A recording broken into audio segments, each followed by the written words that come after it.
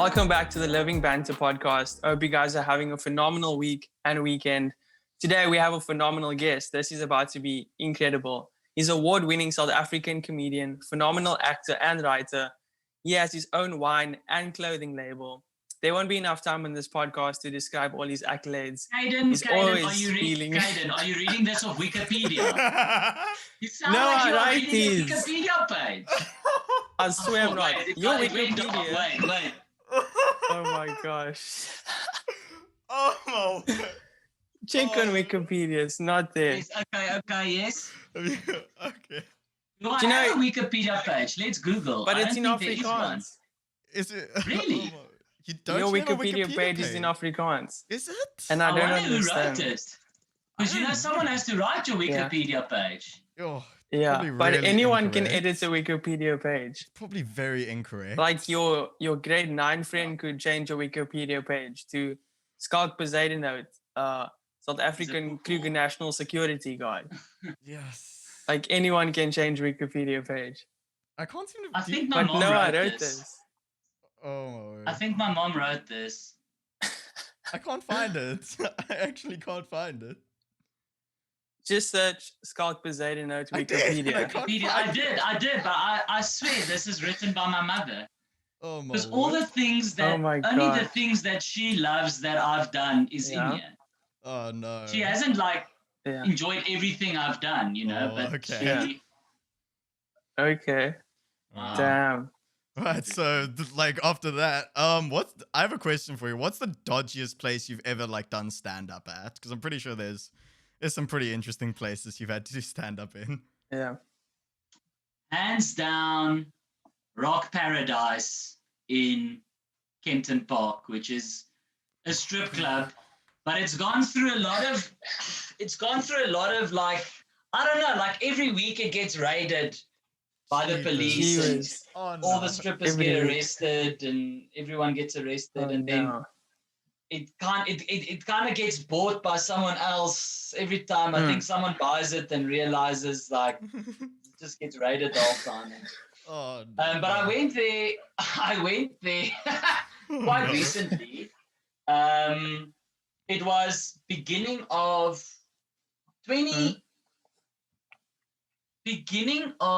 2019, I think. So my gig there was in 2011, and I went there again beginning of 2019 for a TV show that kind of took you where you grew up and where your first gig, one of your first gigs was. Oh no. And they're still going. It's still Going strong. as dodgy as it was, if not more. Oh, And God. it's Great. Crazy. what makes it so dodgy is not the fact that it's a strip club. I mean, because I've never been to the Grand in Johannesburg, but I mean, apparently best buffet in Joburg, people say. Yeah. People say it. I know. I was also one of those people that's like, obviously you don't go there for the food. And then I heard more and more people going, it was my parents' 50th anniversary and they went to the Grand. Oh no. Wait. Like the What? best fucking sushi, people love it there. Yeah. It's apparently really, I think I should, because the restaurant at the Grand apparently is separate from the strip club. So you're not looking at strippers while you're eating. So you kind of go have Yeah, that dinner. doesn't go well together. Oh come on! I And thought then that when was you're the nice whole and point. full- No, but the thing that makes Rock Paradise so dodgy is it's an old house, right, that they've converted into a strip club. So Okay.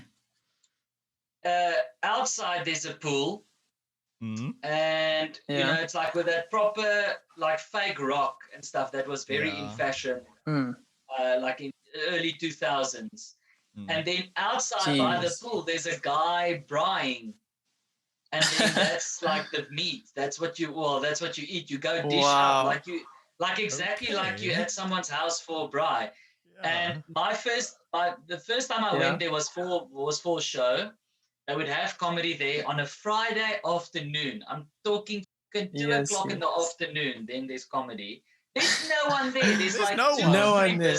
People's at work. There's 2 or 3 businessmen obviously Yeah. whose wives don't know they're there, because when I got there was a guy. So besides for the strippers, we were 2 performers. There was like a musician that does cover songs, and then myself. And the guy who does cover songs performs there often. He says to me, what's your name? And he sends out this SMS from his iPad. And I see it says, catch comedian Schalk Bezuidenhout today at the Pomona Spur. The area is called Pomona in Kempton. Yeah. So I said, what is this? And he's like, well, obviously the men who receive our SMSs, our regulars, their wives don't know they come here. So the code name for Rock Paradise is, I'm actually outing so many people now if they... Oh, no. Oh, no. Oh, my Anyway, gosh. So the code name is Pomona Spur. So that if their wives look at Pomona their Spur. phone, Oh, great. then they think they're going to Spur. I'm like, well, how Ooh. stupid is your wife? Because when have you ever seen a comedian performing in a Spur, standing on top of the Salad Valley? But anyway, Oh, my so gosh. my dad came with to that gig because when I told him where I'm performing, he's like, I have to see this. He gets there. It has to be there. Yeah. Yeah. My dad loves food, right? I guess like all dads, or like most dads. He first thing he does, he goes outside to the pool, he dishes up chops, boerewors, whatever, like it's all the braai meat and a cockeyes full of potato salad. And he's just like sits in the back, waits for me to go on and just like chows down. And I'll never forget that. Like I was dying so bad. Eventually the strippers felt so sorry for me that they came and sat right in front of the stage. They came and sat like this. They all went like this. Oh, no. Come, Shem, let's support this guy. And then they would sit like this and they would watch me. And then every few minutes they would like to encourage me to be like, oh, that's so funny. And the whole time I'm just like checking my dad in the back. Just chowing potato salad. Oh, that's beautiful. I swear that was I love that. funnier. Yeah. Oh my word. Yeah. Was that one of your highlights in your career? Absolutely, because it was my first paying gig. Up to that point, I was still open spot. So then you don't get, as an open spot, your payment is the fact that you were given stage time. So you don't get paid. Crazy. And at most, at a gig, sometimes if you do really well, the restaurant owner or the club owner will say, hey man, like have a draft and a hamburger on us. And sometimes someone would be nice and give you like $100 just to cover your petrol. But that gig, they phoned me and they said 4,000 Rand. And I was a first year student. Yeah. Oh, wow. Okay. And I had to That's a lot for varsity students. Yeah. And I had to do 40 minutes. And I said, dude, I can't do 40 minutes. I don't have enough material. I can do 20 minutes, which I also didn't have enough material for. I had 10 minutes, but I thought I'll do my 10 minutes at half pace. Yeah, drag it out. The Jacob Zuma method, you know, it just makes sense. Every minute, like, so we drove to, you know, that type of speed. Yeah. Oh, my word. Yeah. And I thought maybe the laughs will just be so big that I have to pause so much for laughter. Yeah. But anyway, then I said, can I have 2,000 Rand for 20 minutes? And the guy said, okay, cool.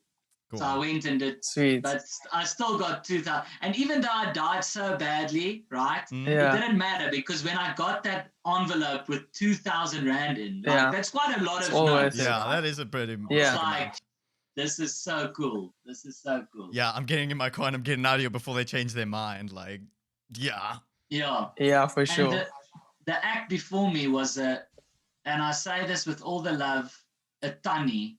She was a Tannie. Yeah.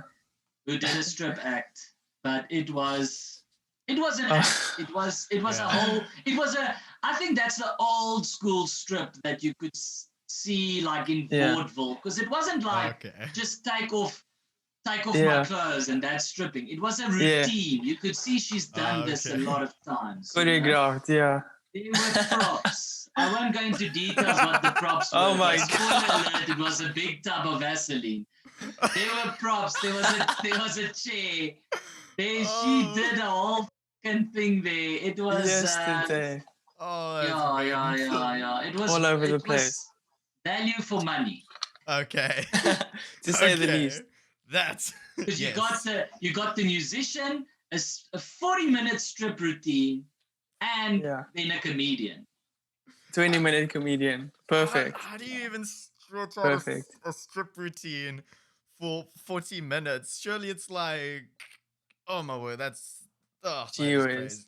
That's a bit much. Yeah, and I think I was the only one watching as well, because there were probably like 3 Because business. it's before 2 p.m. Yeah. No, there were like 3 men, right? But they all were so preoccupied. They each had like a stripper on their lap that they were kind of chatting to. So everything happening on the stage, they were just like not even looking. Yeah. So it was like all the artists supporting each other, you know. I watched the stripper. I was the only one watching her. I was like, Shane's not watching her. I'm like there. Right, Danny? And then, you know, she and her friends came and watched my act, you know. And my dad, he was watching all of it as well. With a braai. Perfect. Potato salad. That must have been such a view. But Love it. Moving on to the next question. Bit of a crazy one. What is your experience with any sort of like cancel culture? Has anyone ever tried to cancel you for saying some stupid joke or something? No, I'm very lucky, I guess. Look, I don't go out of my way to try and offend people. That's not my purpose in life. You know, at the end of the day, I was also listening, and it was so cool hearing him.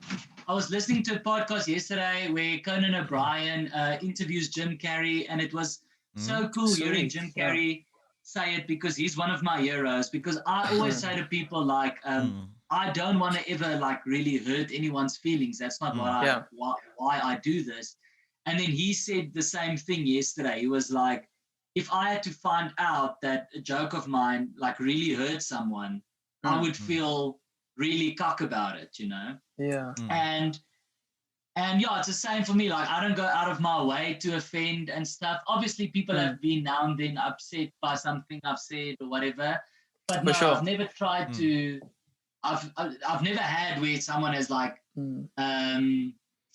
tried to cancel me or kind of, you know. I think the closest I came to being cancelled was when I once made a joke. I didn't know how seriously people took the conspiracy theories at the beginning of tinfoil COVID. hat stuff. I made a joke on one of my Instagram videos where I said, can you imagine how pissed off Bill Gates must be after donating so many millions of dollars to COVID research, and the thanks he gets is, yeah, Bill Gates, you started all of this. And then I said, he's a bigger person than me, because I would have taken my money back. Like, I would have stripped my mood. I would have been like childish about it, you know. I'd have been like, no, I had nicks. Give it back. Give it back. If that's the thanks I get, all of you can get this virus. No vaccine for you, by donkey. Anyway, and I made a joke about this, and I was a few people who messaged me and was like, you know, I really enjoyed your content, but I am canceling you in my personal capacity because this Bill Gates thing, it's not a joke. He is responsible 100%. Or, you know, when people say those things of like, ask yourself the question. Yeah. And it's something random like, is it a coincidence that Microsoft used to get a virus, you get a virus on your computer, and now it's in the world, or some cock like that. And then I'm like, I don't even know. Try to make sense of it. I'm sorry. We all know the real reason. We all know it's Elon Musk, guys. Come on. Yes. Wrong billionaire. Saying this for years. Like, all these Starlink spaceships going up. Yeah, we all know. He just wants to get out of here, so he's just leaving us with a virus all here down on Earth. If you jumble the letters of Corona around, it spells Tesla backwards. Try it. There we go. That's how we know we have figured it out. The truth but behind that's the most coronavirus. upset people have been with me. A handful of people. But no. And in terms of cancel culture in general, I don't know. It's such an exhausting topic. Yeah. I feel like if you cancel two people, like there are certain things that you should absolutely not work again if you do that. And For sure. then there's other things that someone is also getting cancelled for. But I'm like, but we cancelled this guy for this, which is hectic. Yeah. And we cancelled this guy for this. But I really don't think this is as hectic as this thing, you know? I get what you're saying. Yeah. But I don't know. You know, it's a very complicated thing. All I do know in the world, you know, I'm not gonna be the one to put the judgment on someone. I think that is what the law is for. Yeah. The law 100%. says if you let's murder someone, you get this sentence. You know, obviously the law system is flawed and sometimes it works and doesn't work. But you know, but now we're trying to create like our own law system and we're making up the rules as we go. It's like now if you do this, you can't work for a month or you can't work forever or whatever. Yeah. So I'm gonna stay out of like delivering judgment on people. But what I will say is that there is a very big like there is a lot of hatred out there, and it's, you know, and people try and disguise it as like, no, it's the conservatives, and you know, back in the day, hatred was racism, homophobia, that was the hate. But now there's a different kind of hate where 100%. people really seeing someone crash and burn, you know, and that's not a healthy thing. Like people get like a kick out of it. Yeah. And that is crazy. disgusting for me, that you can gain so much pleasure by seeing someone's downfall. For me, that goes back to like in the Roman times where their entertainment is seeing getting someone torn apart by a in the Colosseum. Yeah. Yeah, and it's like, Nuts. there goes, there's a person. And they're like, yes. I was saying to a friend the other day, that's crazy to think that was those teenagers back in the Roman times. That was them going for movie. The way that They're Netflix, Yeah, the way that you try and like hold, like when you're 13, you take a girl for a movie and then you try and hold her hand. There were 13-year-olds watching someone getting torn apart by a lion, and the guy's like this. trying to put his hand around her neck.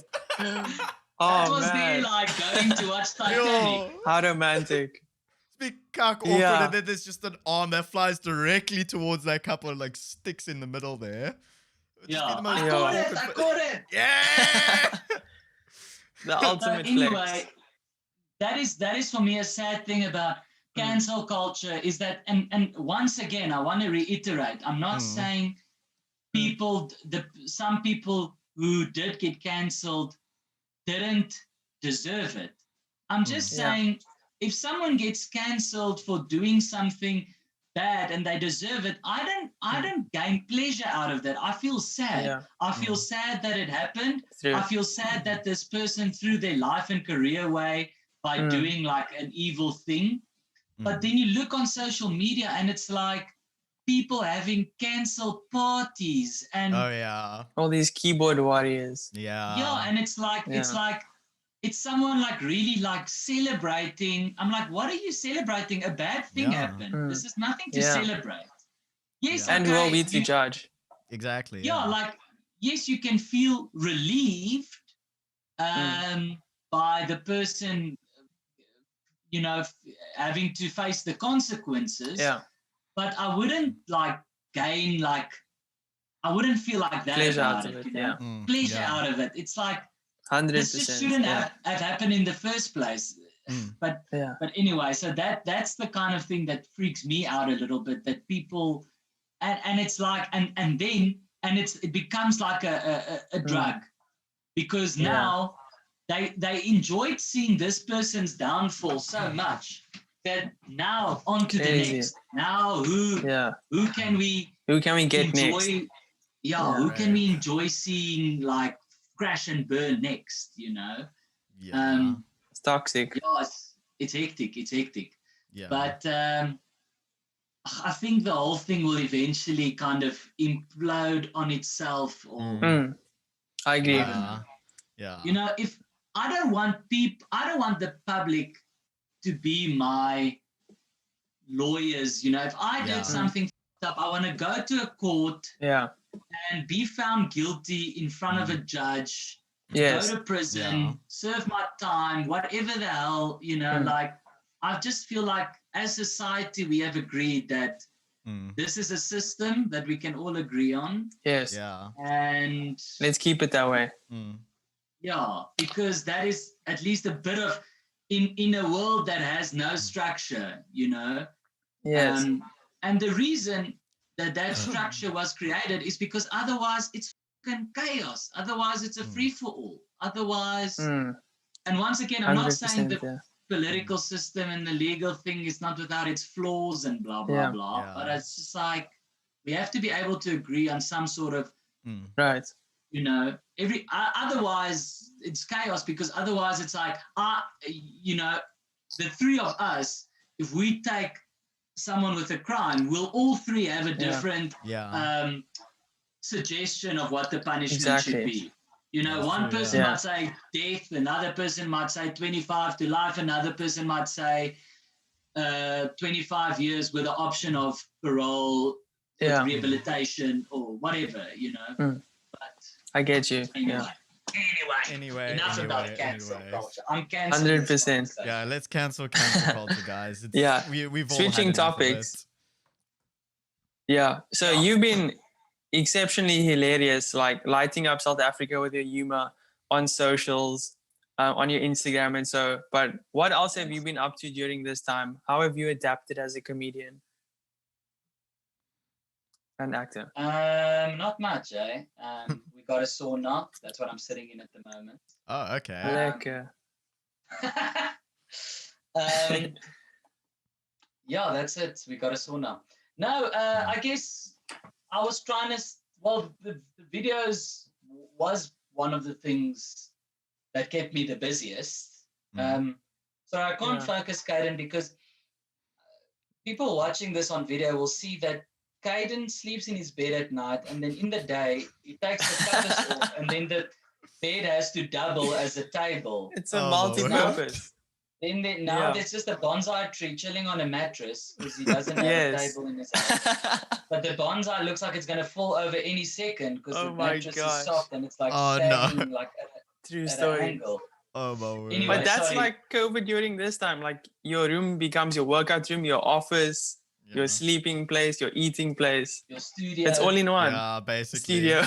Yeah, and I literally just have the word bruh in balloons written behind me. That's probably one of the dumbest things I have in this entire room. And I'm pretty sure I have some pretty strange, weird, and wonderful things. Yeah. That's just one of them. Yeah, for and example. I must say, the last time I saw electric guitars on the wall was on MTV Cribs when they... Oh my God. Yeah, that's a throwback. A member of Sum 41. Oh, yeah. Definitely. Oh, my word. But those are the best. That's still a thing. That's still a thing. Yeah. It's not music, man. It's art. It's art, anyway, yeah. It's my life, bro. What was I saying? Oh, what have I been doing? Yes, I've been just like trying to perform as much as I can because that is like what I live for. So the videos were obviously great because it eventually became like doing a little stand-up set every morning to a crowd that would just like consume it at a later stage. But, you know, it eventually became like just a virtual gig because, you know, I'd go and the applause wouldn't be immediate. The applause would be in the form of comments or laughs would be people commenting emojis or tagging their friends and stuff. And that was really awesome for me because I still felt like I was a comedian working, even though it wasn't like work that I was necessarily getting paid for. It was just, I felt like I was working as a comedian. Yeah. And then I Awesome. started doing online shows, which was really special for me. I think I was saying to someone yesterday, like, because people would tune in from all over the world, and Yeah. you know, it's like everyone was isolated, but then suddenly in the show, you know, I would see in the comment section while I'm doing the show that someone is going, like let's say James would say like, "Oh my word, Caden, what he just said, that is so you," and then Caden's like, "Ah, f you, bruh, you've got guitars on your wall," Yeah. and then it's like cool because your show becomes like a place for people to go almost see each other in a way, and the fact that It's a people community. knew that I'm watching this at the same time as my friends or families watching this, it kind of brought them together. And there were lots of stuff like that during level 5, but it was cool that for me that I could be one of the things that kind of brought people together. And then when things open up again, you know, live shows became possible at very small capacities, obviously, half capacities and stuff. And then I started performing live again, which obviously I missed. Now we're back to, someone was saying yesterday that 2020 was a weird year, right? Which I'm sure we can all agree. But Definitely For sure. I said for me, 2021 is weirder because 2020, when we went into hard lockdown, it was like, God, but we could understand it. It's like, okay, we can't leave the house because there's this virus. Now it's like, where are we? It's like we locked down, Like but what's we're going not. on?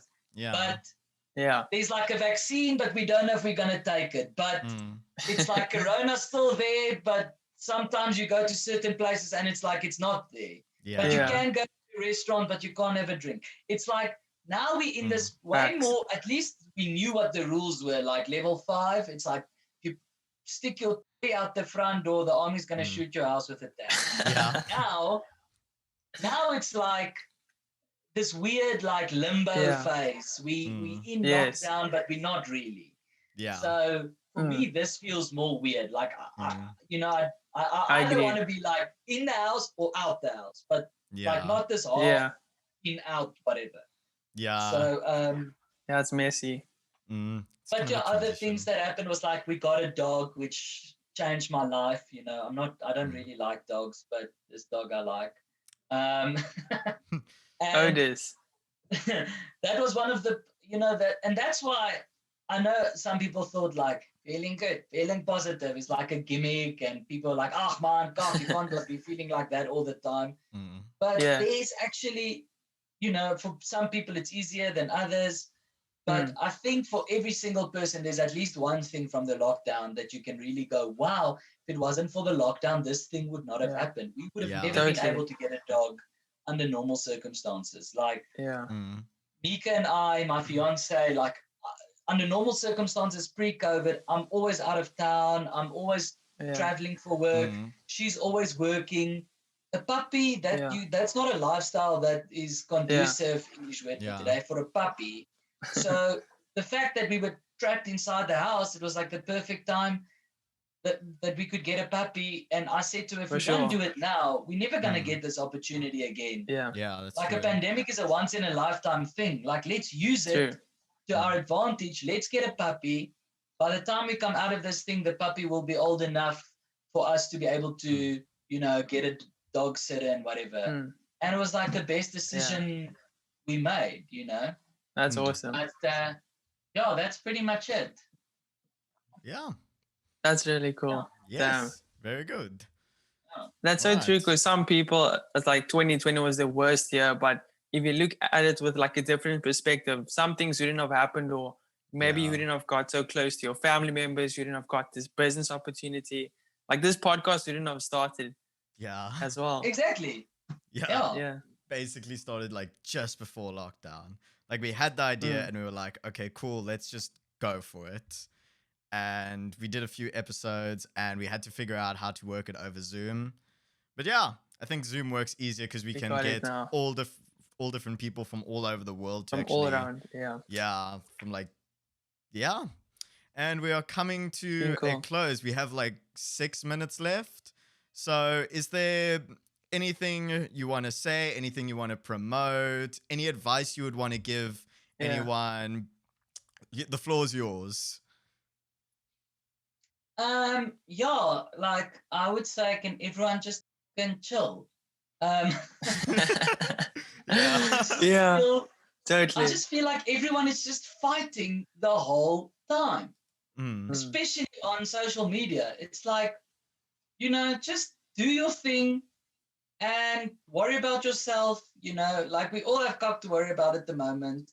Mm. Yes. And I think more than ever, COVID has made us realize, and that's another thing I want to actually quote Jim Carrey on yesterday.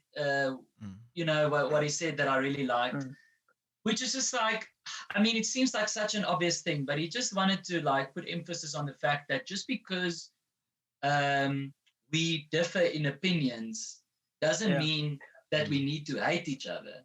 And I don't know why it happens so much with like strangers and stuff, because it happens in a family from the moment you're born. Your family has different values. Sometimes, like your dad will say something unwoke, and you'll be like, "Dad, No. what? No!" And you'll have an argument about it, and you'll go to bed still feeling he still feels entitled to his argument, and you still feel entitled to your argument. To yours, yeah. But it's not like you then block your dad on Facebook. Like you're still gonna go or cancel him. Yeah. Yeah, you still see your dad because you love your dad and it's your family, And even like husband and wife, like, are you gonna agree on every single thing? Of course not. So, and now it's like I said, like with the cancel culture, the way people like gain like it, it's once again, it's like this weird hatred fetish that people have. It's like they get a musa kick out of like fighting with someone on Facebook. And you can see it's like clickbait. Someone's like, I'm not going to get the vaccine. And you can see they posted that because now they want to fight. And then inevitably in the comment section, it turns into a musha fight. And I'm like, I'm reading that going, then don't get the vaccine. And I might get it, I might not get it. I don't even know how I feel about it yet. But just like, that's what I just say. Everyone just chill, do your thing, worry about yourself. If your friends or family or whatever do a different thing, then let them do it. I don't know what the big issue is. Yeah. So true. Amazing last words. Yeah. I'm like, love that. What are you? It's just like, what are you doing? I don't know. What's your narrative for it? Yeah.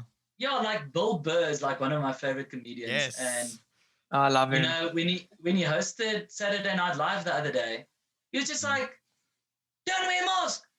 The people that feel so like, I'm not going to wear a mask. It's like, they don't. Go outside. Yeah. Get sick don't if and you keep want. it to yourself. Yeah. Do it. Do whatever. Go. Then infect your whole family if you want to. Like that. Just whatever. Like I'm not going to fight with you about it. Yes. So and I must say, I'm preaching to the choir here, but I sometimes like fall into that trap a bit myself, and then I have to kind of catch myself and be like, just whatever, leave it. Just let this person do their thing. I'll do my thing. Yeah, but just let it slide.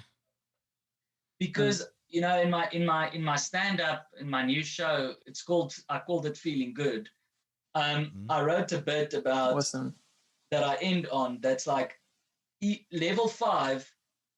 You can say what you want about level 5, but when level 5 started, day 1, level 5, that was the most unity we've had in South Africa in a very long time. Yeah. So true. It was like everyone was so like, yes, come on, South Africa, come, let's do this. There was no race. There was no, everyone was just like, we're going to do this as a country. All differences put aside. Yeah, we weren't like in our groups. We weren't in our tribes. We were just like, come on, South Africa, we can do it. Every person spoke about South Africa as like one thing, one nation. And then obviously because it wasn't just as for some weird reason, people were under the impression that it was just going to be as easy as, we're just going to sit in the house for 3 weeks and then carry on like normal. And then the longer it progressed, then the more frustrated people got, and then people started taking out that frustration on each other. Nuts. And then that's where all the fucking cock and horror started. Yeah. True. But anyway, so I hope we can get back to the Ubuntu of level 5. I know it's very awkward when a white person says Ubuntu. Ubuntu, There we go. guys. Ubuntu. But well. let's Yeah. get back there because Yeah. that was lekker. All right. Amen to that. Amen.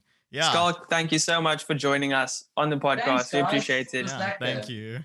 Appreciate it. Link in description to all his socials, his website, his wine, his clothing.